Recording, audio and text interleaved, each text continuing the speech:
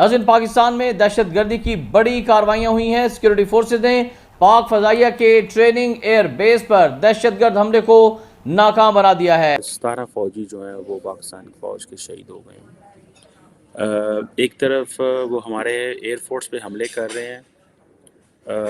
भारत जो है वो हर रोज़ अपनी एयर फोर्स की तादाद और उसकी ताकत बढ़ाने के लिए फ्रांस से और दुनिया से जो है वो असला ख़रीद रहा है। मुल्क के लिए चैलेंजेस बढ़ते चले जा रहे हैं। एक ही दिन के अंदर 24 घंटे के अंदर 3 बहुत ही खौफनाक खतरनाक दहशतगर्दों के हमले हुए हैं। पाक अफवाज की जानिब से भरपूर उसका मुकाबला किया गया और अपनी बेसिस को हमने महफूज बनाया, लेकिन सोशल मीडिया पर एक प्रोपेगेंडा किया जा रहा है, एक मुहिम बाकायदा तौर पर चलाई जा रही है, जिससे ये साबित होता है कि हिंदुस्तान की जो रॉ एजेंसी है वो इसमें मुलव्वस पाई गई।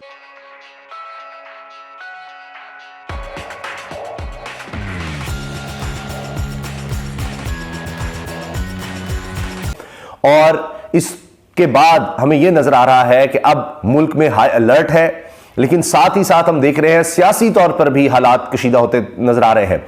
जो ही इलेक्शंस का ऐलान हुआ है 8 फरवरी को, उसके बाद से हमने देखा है कि एक तो दहशतगर्द के हमले शुरू हो गए हैं और दूसरी तरफ गिरफ्तारियां भी तेज हो गई हैं सियासतदानों की।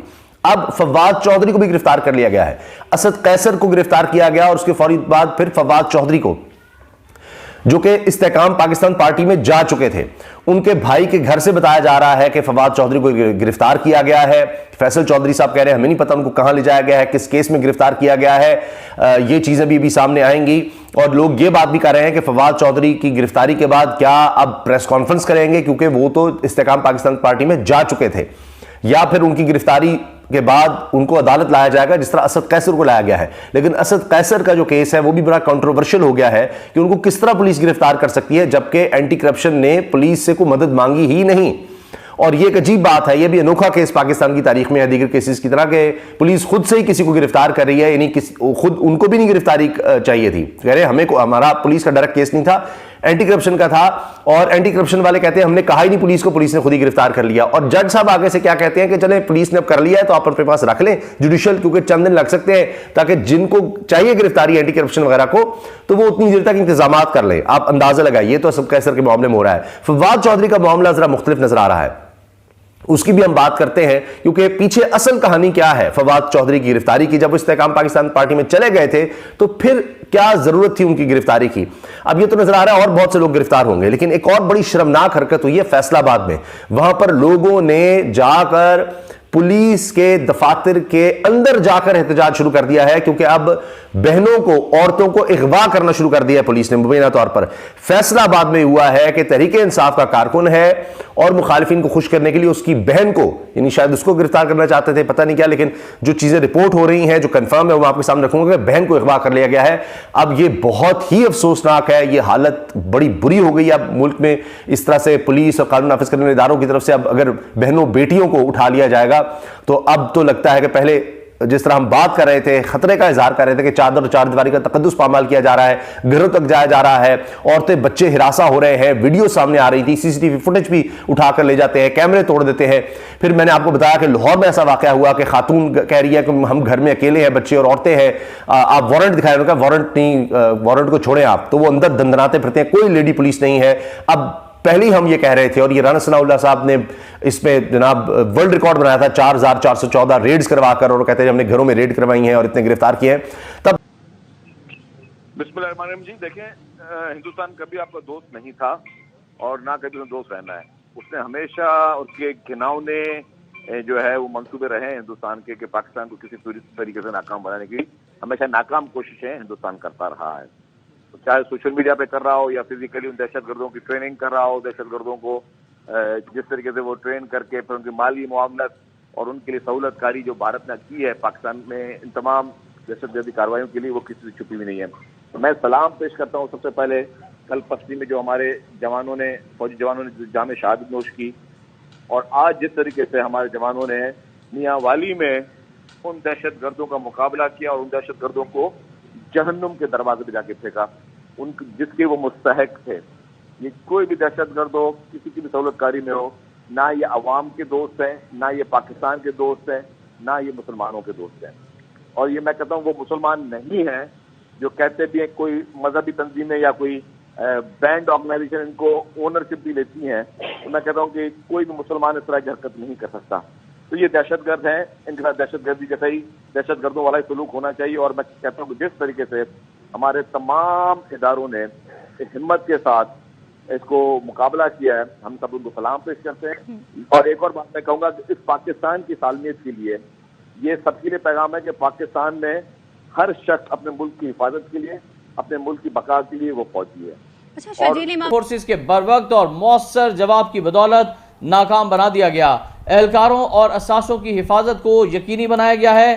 غیر معمولی جرات اور بروقت جوابی کارروائی کا مظاہرہ کرتے ہوئے 9 دہشت گردوں کو جہنم واصل کر دیا گیا ہے. اور حملے کے دوران پی اے ایف کے فنکشنل آپریشنل اثاثوں میں سے کسی کو کوئی نقصان نہیں پہنچا، تاہم پہلے سے گراؤنڈ کیے گئے 3 غیر آپریشنل طیاروں اور 1 فیول باؤزر کو کچھ نقصان پہنچا ہے. P A F training air base Mianwali پر کامبنگ اینڈ کلیئرنس آپریشن مکمل کیا جا چکا ہے اور تمام 9 دہشت گردوں کو آئی ایس پی آر کے مطابق ہلاک کر دیا گیا ہے، جہنم واصل کر دیا گیا ہے. آئی ایس پی آر نے مزید بتایا کہ فنکشنل آپریشن اثاثوں میں سے کسی کو کسی قسم کا کوئی نقصان نہیں پہنچا اور دہشت گردوں کے مذموم مقاصد کو ناکام بنا دیا گیا ہے. پاکستان کی مسلح افواج ملک سے دہشت گردی کی لعنت کو ہر قیمت پر ختم کرنے کے لیے پرعزم ہے.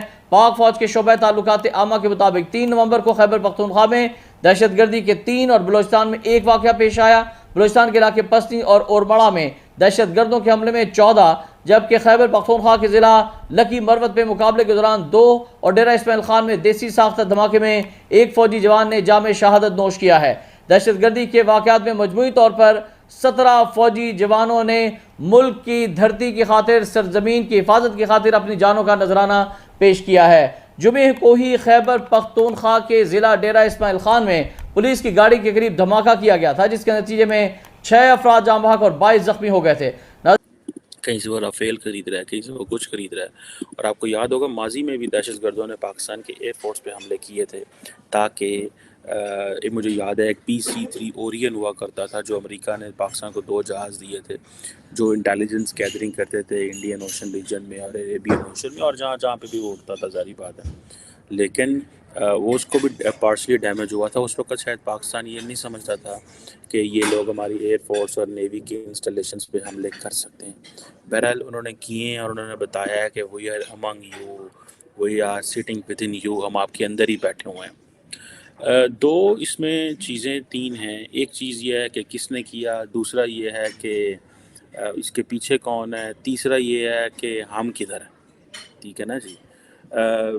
جس نے بھی کیا ہے، جس میں پرائمریلی ہمیں ظاہری بات ہے جب آپ اس طرح کی چیزوں کے پیچھے پڑتے ہیں، فار ایگزامپل ایئر فورس پہ حملہ ہوتا ہے یا فوج پہ حملہ ہوتا ہے، تو ہم یہ کہتے ہیں جی کہ یہ ملیٹنسی بڑھ رہی ہے، کیونکہ اس وقت آپ کو پتہ ہے پاکستان کے اندر الیکشن کا دور ہے. حکومت پاکستان جو ہے وہ جو کیئر ٹیکر گورنمنٹ ہے اور الیکشن کمیشن آف پاکستان جو ہے اینڈ دا پریزیڈنسی، انہوں نے تقریباً فیصلہ کر لیا ہے کہ 8 فروری 2024 کو پاکستان کے اندر الیکشن ہوں گے. بہت سارے دوست اکثر مجھے پوچھتے ہیں کہ کس کو زیادہ خطرہ ہے. مجھے ایسے لگتا ہے کہ اس دفعہ پاکستان کے اندر اسلامی جماعتوں کو اور فوج کو کی انسٹالیشنز پہ زیادہ ہم لوگ کا خطرہ ہے. یہ بڑی سیریس چیز ہے. اور اب اسلامی جماعتوں کو اس لیے خطرہ ہے کہ جو اسلامی جماعتیں تھیں، میں آپ کو بتاتا چلوں، وہ ساری کی ساری اسلامی جماعتیں ساری کی ساری جو ہیں انہوں نے وہ آئیڈیالوجیکل سپلائی لائن ان گروپوں کو بند کر دی